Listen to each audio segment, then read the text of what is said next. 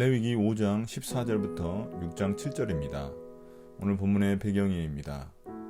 속건제는 레위기에 소개되는 마지막 5번째 제사로 하나님이나 이웃의 소유권을 침해했을 때 드리는 제사입니다. 속건제는 히브리어로 아샴인데 영어로는 길트 오퍼링이라고 번역합니다. 그러나 많은 학자들이 아샴이라는 히브리어를 보상제나 배상제로 부르는 것이 맞다고 말합니다. 왜냐하면 주로 배상의 의미에서 드려지는 제사이기 때문입니다. 14절부터 19절입니다. 하나님께 손해를 입힌 경우 속건제. 주님께서 모세에게 말씀하셨다. 누구든지 주에게 거룩한 제물을 바치는데 어느 하나라도 성실하지 못하여 실수로 죄를 저지르면 그는 주에게 바칠 속건제물로 가축대에서 흠없는 순양 한 마리를 가져와야 한다. 성소의 세겔 표준을 따르면 속건제물의 값이 은 몇 세겔이 되는지는 네가 정하여 주어라. 그는 거룩한 제물을 소홀히 다루었으므로 그것을 보상하여야 한다. 그러려면 그는 자기가 바쳐야 할 것의 5분의 1을 보태어 그것을 제사장에게로 가져가야 한다. 제사장이 속건제물인 순양에 해당하는 벌금을 받고서 그의 죄를 속하여 주면 그는 용서를 받는다. 나 주가 하지 말라고 명한 것 가운데서 어떤 것을 하여 잘못을 저질렀으면 비록 그가 그것이 금지된 것인 줄을 몰랐다 하더라도 그에게는 허물이 있다. 그는 자기가 저지른 악행의 결과에 책임을 져야 한다. 그는 가축대에서 흠없는 순양 한 마리를 제사장에게 가져가야 한다. 속건제물로 바치는 값은 네가 정하여 주어라. 그리하여 그가 알지 못하고 실수로 저지른 잘못은 제사장이 그의 죄를 속하여 주면 그는 용서를 받는다. 이것이 속건제사이다. 그는 주를 거역하였으니 이 일에 책임을 져야 한다. 하나님의 성물에 손해를 입힌 경우 속건제를 드려야 합니다. 먹지 말아야 할 사람이 성물을 먹거나 하나님께 바치기로 한 것을 지키지 않는 경우, 11조를 드리지 않는 경우 등이 해당합니다. 속건제에서 말하는 죄, 마알은 하나님의 성소에 대한 위배행위나 하나님께 한 맹세를 파기한 경우를 의미합니다. 이러한 속건제 규정은 2가지 요건이 필요합니다. 먼저 흠없는 순양으로 속건제를 드리고 원래 물건의 가치의 5분의 1을 더해서 제사장에게 따로 배상해야 합니다.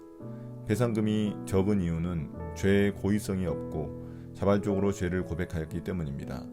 자발적으로 자신의 실수를 고백한 사람은 그렇지 않는 경우에 비해 배상금 규모를 완화시켜 준 것입니다. 17절에 나온 죄는 자신도 모르게 실수로 성물에 손상을 입힌 경우입니다. 이때에도 속건제를 바쳐야 합니다. 이는 자신이 스스로 율법을 어긴 것 같이 느껴질 때 자신의 죄책감을 덜어내기 위한 목적으로 드리는 속건제입니다. 이때에는 순양 한 마리를 속건제물로 드리면 됩니다. 정확한 범죄함이 드러나지 않았기 때문에 따로 배상할 필요는 없습니다. 6장 1절부터 7절입니다. 이웃에게 손해를 입힌 경우 속건제. 주님께서 모세에게 말씀하셨다. 누구든지 나 주에게 성실하지 못하여 죄를 지으면 곧 이웃이 맡긴 물건이나 담보물을 속이거나 도둑질을 하거나 이웃의 것을 강제로 빼앗거나 남이 잃어버린 물건을 줍고도 감추거나 거짓 증언을 하거나 사람이 하면 죄가 되는 일들 가운데서 어느 하나라도 하면 그래서 그가 그런 죄를 짓고 유죄 판결을 받으면 그는 자기가 강도질을 하여 훔친 물건이든 강제로 빼앗아서 가진 물건이든 맡고 있는 물건이든 남이 잃어버린 물건을 가지고 있는 것이든 거짓으로 증언하면서까지 자기의 것이라고 우긴 물건이든 모두 물어내야 한다. 그는 이 모든 것을 모자람이 없이 다 갚아야 할 뿐 아니라 물어내는 물건값의 5분의 1에 해당하는 값을 보태어 본래의 임자에게 갚되 속건제물을 바치는 날로 갚아야 한다. 그는 주에게 바치는 속건제물을 제사장에게 가져가야 한다. 그것은 양떼 가운데서 고른 흠없는 순양 한 마리로서 그 속건제물의 값은 네가 정하여 주어라. 제사장이 주 앞에서 그의 죄를 속하여 주면 그는 사람이 하면 죄가 되는 일들 가운데서 어느 하나라도 하여 지은 그 죄를 용서받게 된다. 이제 이웃에 대한 소유권을 침해한 경우입니다. 첫 번째, 이웃이 맡긴 물건을 자기 것으로 취했을 때. 두 번째, 도둑질이나 남의 것을 강제로 빼앗았을 때. 세 번째, 분실물을 취득한 것을 감추거나 거짓 증언을 한 경우에 속건제를 드려야 합니다.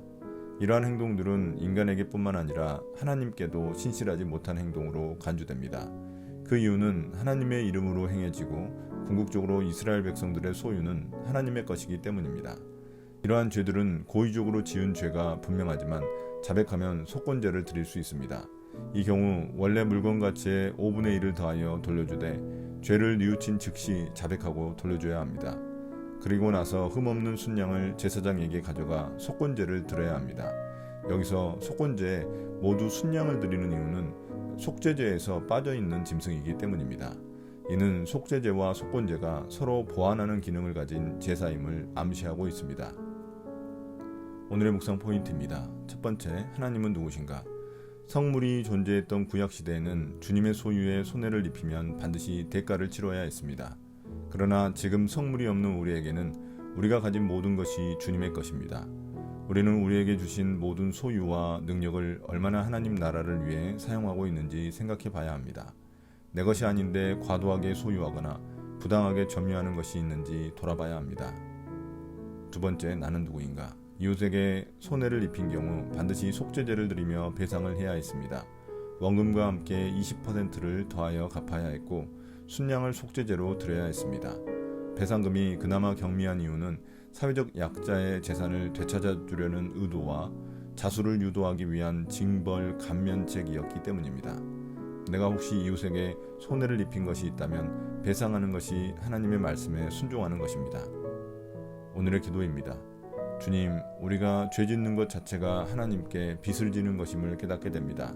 그러한 우리의 죄값을 주님께서 십자가에서 죽으셔서 그 빚을 다 갚아주셨습니다. 이제 더 이상 우리가 속죄제를 드릴 이유가 없습니다. 그러니 항상 감사한 마음으로 주님을 위해 살아가게 해주십시오. 예수님 이름으로 기도드립니다. 아멘.